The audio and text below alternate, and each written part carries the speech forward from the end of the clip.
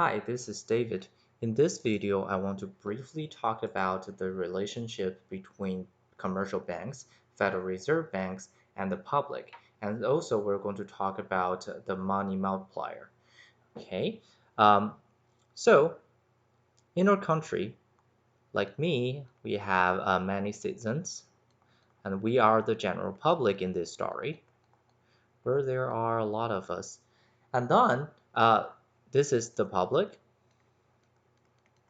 When we have extra money, we can save our money into a commercial bank.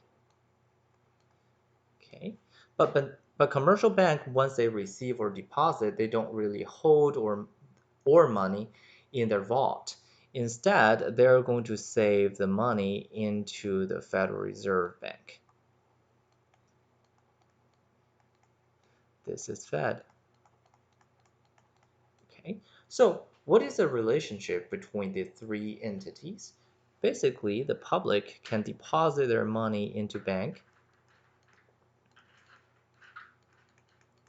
and non-bank will save the money as reserve into the Federal Reserve Bank. Okay, and when bank is in trouble, Federal Reserve can make a discount loan to commercial banks, while bank can give someone as a general public some commercial loans. I'm sorry, just some loans. Okay. Uh, And then for each of these activities, there will be not only one T account, there will be three T accounts for all three entities in there. So for example, when general public is saving money into a commercial bank. Now, I believe you're already familiar with the story of a bank. Okay, when someone save their money in there into a commercial bank, their asset under the asset, the reserve account is going to increase. And under liability, the deposit account is going to increase. Okay? And it is not hard to imagine that the general public's T account, if they do keep tracks, they do keep track of everything, it should looks like this. First of all, their cash account is going to decrease. So this is cash in circulation, right? And also, however, deposit should be considered as an asset of a person. So deposit is going to go up. So right now we see there are not only two balanced T accounts. Also, we see deposit increasing over here and deposit increasing over here. What about reserve and cash? Okay, so actually a lot of people they don't know this, which is on Fed's T account, okay, both cash and reserve are liabilities. Okay, so the reason that reserve is liability is just like why deposit is liability, right? So whenever reserve in the commercial bank increase, the Fed's liability is going to increase with it. Okay, and also since cash drops, cash is going to decrease. Okay, so there are a couple things that are very important here. The first thing is that every single T account needs to be balanced. Okay, so over here, everything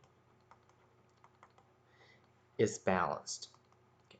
So in the homework I graded for last week, there are a lot of people, we asked you a question regarding what if something happens and how does it change the asset of commercial bank and liability of a commercial bank and also asset and liability of Federal Reserve Bank.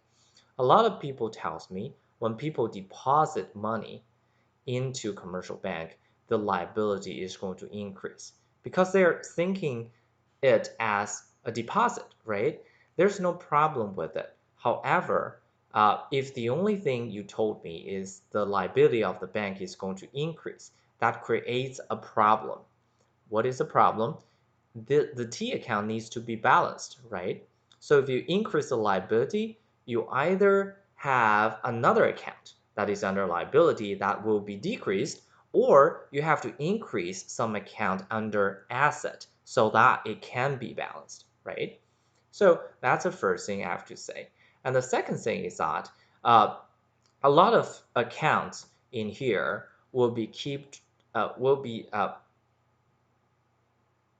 are on different side of each balance sheet. So basically you have to remember, for example, cash and reserves, both of them are assets for public, a reserve is asset for bank, right? However, reserve and cash becomes liability of Fed. Okay, so you need to remember, for the same account in different T account, where it should be at. Okay.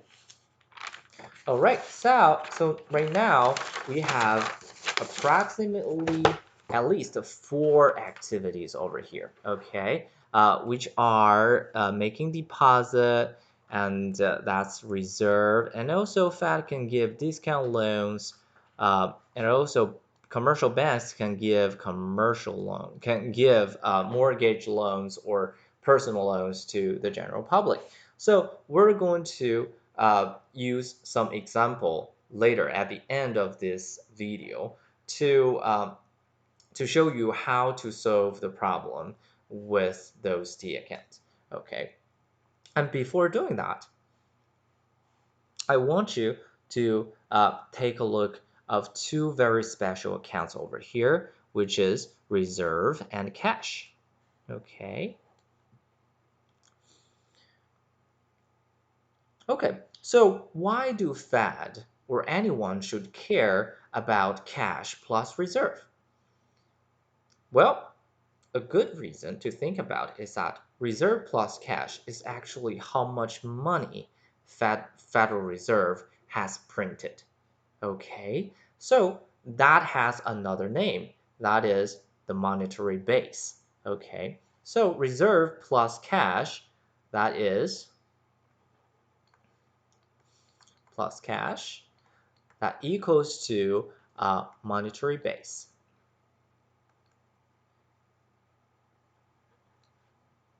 Oh, sorry for my handwriting.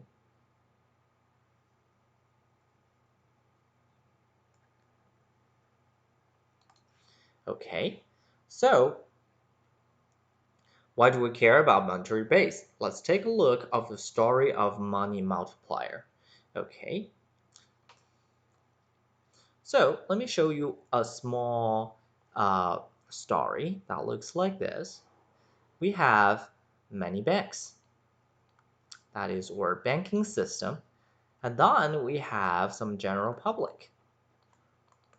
Okay, so for example, if we start with nothing, okay, so there's no money in this system, but I gave bank $1,000 or $100, okay, and what bank can do is that they since there's no deposit, they can loan everything out, right? So they can loan the money to someone in the general public. Let's say A gets the money, and then he makes some loans to purchase something, right? So he spend it, give it to somebody in some random person in the general public B, and B saved the money back to the bank. Okay, banks receive $100, and let's say if the required reserve ratio is 10%, that means $10 of it, since right now we have $100 of deposit, $10 has to be held as required reserve in the banking system. Now we can separate the $100 received into $10 of required reserve and $90 of excess reserve, right? And since the $90 is excess reserve, I can loan it out to someone C as the general public again, right? And C is going to spend it, probably give it to D, and D is going to save it. Okay, so this is only 2 rounds of the 2 rounds of the circulation. However, notice if you're buying something, right? you have to buy something that you believe that has a value. Okay, so the value has to be created at the first place, right? So with this $100 for A and B, there is $100 value of goods sold over here, right? And for C and D, that's another $90 value.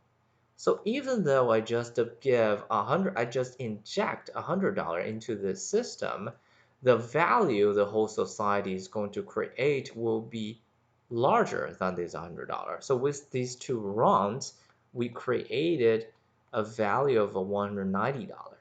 Okay, so to better show you this story, I created an Excel over here. So this is exactly the same story. We have initial access reserve $100. The reserve requirement is 10%. And then over here, we have a couple number that keeps track of everything. For example, the first one tells you how many rounds did we go, and this is how many access reserve does the bank currently have. And this is how much required reserve does the bank has. And this is how much deposit has been generated. Okay, so to make it more like the story that I've been telling, so this is where I ended with the whiteboard, right? So in total, 190 of deposit has been created. So if we keep on going over here, as you can see in the second round, right now, the bank lends everything out. They give $81 of loan. That's 90% of $90 new deposit. And then these people is going to deposit $81 back into the banking system. So right now, the total deposit created with this $100 access reserve is $271 already, right? So we can keep on going, right? One more round, it becomes 343. Notice access reserve plus required reserve is always 100. Okay, so that $100, which is the monetary base, does not change. It doesn't change at all, right? And then if we go for 15 rounds, okay, for this $100 of access reserve, I created more than $800 of deposit. And remember, $800 deposit, it corresponds with $800 of business activities, with $800 value created.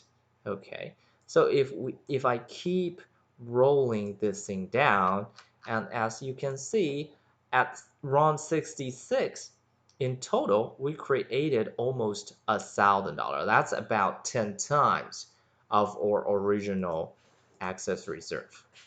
Okay. However, doesn't mean that the Fed can control the monetary base. And as you can see, monetary base is a really powerful tool. If you increase the monetary base, and then you're going to generate multiple times of that amount of money, of that amount of business activities in the society. However, the whole thing is based on a really strong assumption, which is there are two other participants. One is the general public, one is the bank, commercial bank. Okay, so let me give you an example. So over here, as you can see, there are two rates. The first one is loan rate, the second one is saving rate. The loan rate means when a bank has excess reserve, how much money does it want to lend out? And saving rate means if you have some cash as a member of the general public, how much money do you want to save to the bank instead of keeping in your own hand? Okay, let's drop it to relatively small number. For example, if the loan rate is 90%, which means the bank is holding a little bit more for themselves. And as you can see, at 66 round, remember it used to be the total deposit generated used to be really close to 1,000, but right now it is only about half of it, right? It's 473, okay? And I only dropped the loan rate by 10%. What if the general public decides to keep some money in their wallets and they're not saving it into the bank, let's drop it to 80%. See what happens. Okay, so right now with 90% of loaning rate, 80% of saving rate, at the 66th round of this money multiplication process, the deposit is only the total deposit generated will be only twice of the amount of excess reserve. So as you can see, the money multiplier will change based on how much money the Fed put into the market as monetary base, and is also mutually determined by the public and the bank. Okay. So here's the story of money multiplier. All right. So as you can see, let me introduce a formula for you. And actually, a lot of people is having problem when they're solving the questions. They are confused about why there are so many ways I can calculate the money multiplier. Okay, but based on my basic story, money multiplier is nothing but money supply, which is the total deposit, total activities that has been supplied, divided by monetary base. Okay, so that's the first formula. Okay, if I tell you the money supply is, say, 1,500 billion, and the monetary base is 900 billion, you can just use 150 billion divided by 900 billion to get the money multiplier. Okay, and also remember monetary base at the top, we talked about it. This is just the cash in circulation, the currency in circulation, plus what? Plus reserve, right? And reserve can be further separated. At the top is money supply, and the reserve can be further separated into required reserve and excess reserve, right? So that's easy, okay? So that's monetary base. This is simply Fed keeping track of how much money they printed and injected into this economy. And for money supply, this is how much cash we have plus how much deposits has been generated. Okay, so this is like how much how much currency is in the flow out there, and how much deposit has been generated. Okay, so that's the second equation you can use. But to be honest, if you know money supply equals to cash plus deposit, and monetary base equals to cash plus required reserve plus excess reserve, they're the same thing. Okay, and what about the really complicated long equation, where you have whole bunch of ratios, current cash to deposit ratio, current and reserve requirement, excess reserve to deposit ratio. What are those? This is simply it's just dividing D on both at the top, at the denominator and the denominator. Okay, so if I divide D on at the top, this thing becomes C divided by D plus 1, because this is D divided by D. And at the bottom, this is currency to deposit ratio plus, since required reserve divided by deposit is just the reserve requirement ratio. I'm just going to use small rr to represent it. And then we have another ratio that is excess reserve to deposit ratio.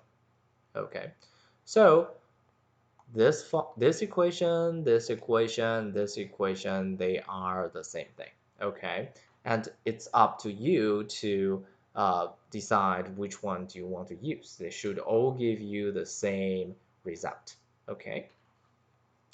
All right, so I finished my story, and let's go to some homework questions to take a look what is going on. Okay, so let me see. I think I want to talk about this discussion question, which is question 2. Right? Let me copy and paste it. Okay, So if you can see it, it says use the account and please explain what happens to bank reserves and monetary base when public withdraw 50 million in currency from checking deposit. Okay, so basically I will recommend everybody to start with bank uh, because bank's the account, you've been working with it for half semester already, so you're familiar with it, right? So when they're taking 50 million away, then we know for bank you have to pay them, so reserve is going to drop for 50 million. And since we paid it, the liability of deposit is no longer there, that is minus 50. Okay, so on the left, I'm going to write down what does the public get. Okay, so when currency is in the hand of public, we call them cash. Okay, so or cash in circulation or currency in circulation. So you can use CIC, you can use C, whatever you want to use. I'm going to use cash. They are going to receive 50 million of cash. However, deposit is their asset, right? So they no longer save their money in the bank, so deposit is going to decrease by 50 million. So this thing should be balanced, okay? So right now everything is balanced, except we forget, okay? A lot of people tells me, well, the Fed's T account is not going to change.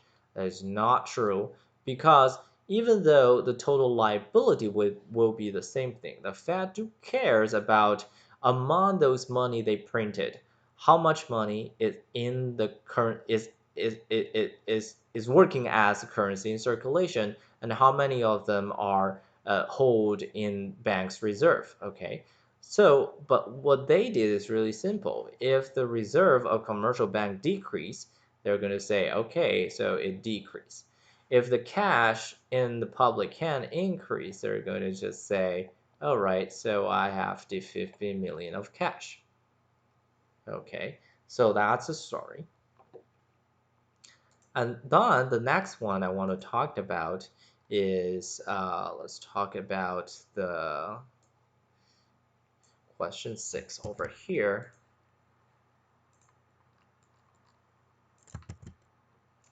Okay, so in this case, we have currency circulation 600, so C equals to 600 billion, and checkable deposit, so D equals to 900 billion, and excess reserve ER equals to 50 billion, and the reserve required ratio is 10%. That's everything we know. And the first question asks us, what is the money supply? Well, the money supply is simply, like I said, the currency circulation plus deposit, right? So that's 1,500 billion. And then what is currency to deposit ratio?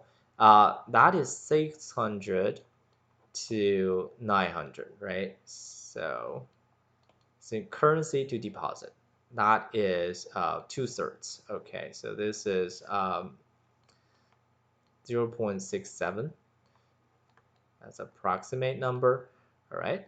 And what is excess reserve ratio? So excess reserve ratio is just the ER over D. Remember, we're dividing everything with deposit, right? So this is 15 divided by 900. Okay, I think that is probably, that's going to be a small number. So um, let me use my calculator to get it. Um, okay, 15 divided by 900. Okay, that is 167. All right. And also, what is the money multiplier? Notice in here you have multiple ways of doing it. Okay, so my best suggestion over here is that you can use the ratio if you like to, but since I already calculated out the money supply, I'm going to simply plug it in as a money number. Okay, so uh, and so at the bottom I cannot use any ratio. I have to use the second equation up over there. So it's going to be C plus reserve, required reserve, plus excess reserve, right? So let me replace everything that I know about in there. So C is 600, I know it. And a lot of you are having some trouble over here because you forgot to put required reserve over here, or required to reserve ratio if you're using the third equation at the top, okay? But over here is not given. Since the required reserve ratio is 10%, the required reserve will be this ratio times deposit. Okay, so it will be 10% of a 900 billion. So over here, it will be 90 billion. Okay. And then we know the money multiplier will be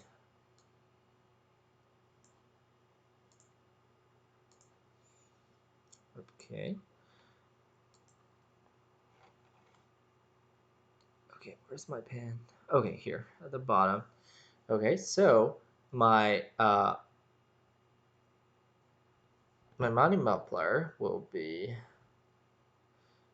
1500 divided by 900 by let's see 705 billion. Okay, so that is going to be 2.128 approximately.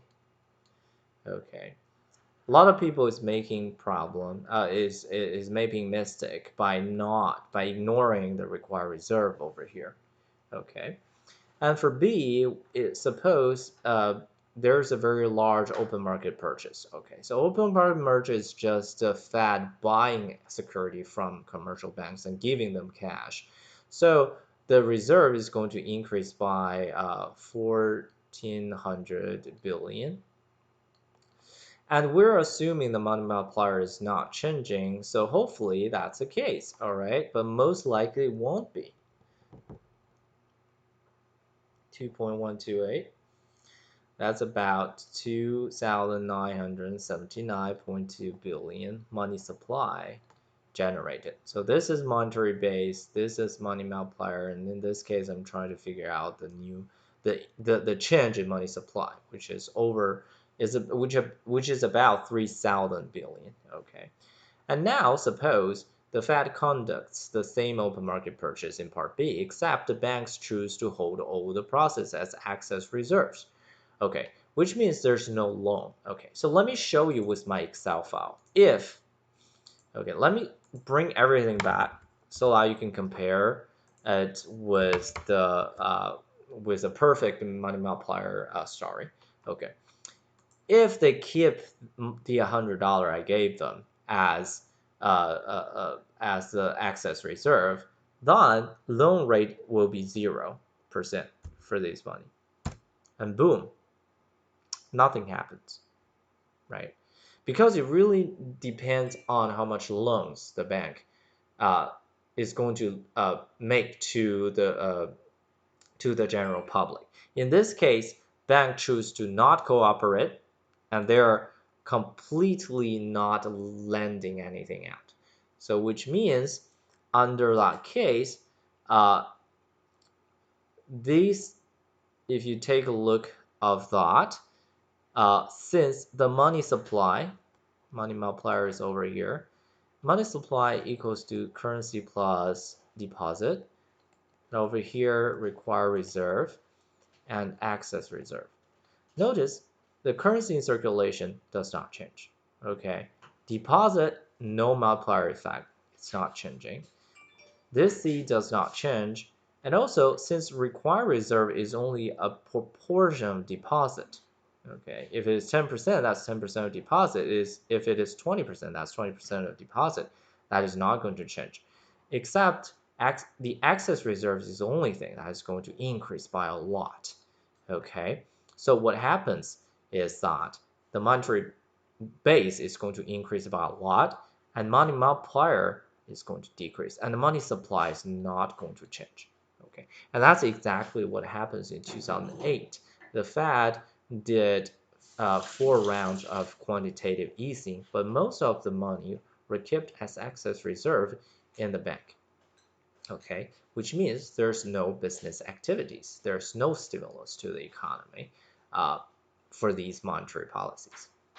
Okay, so thank you. Hopefully this Video gives you a broader picture about how to put things together. And if you have more questions, you're always welcome to at my office hour. And good luck.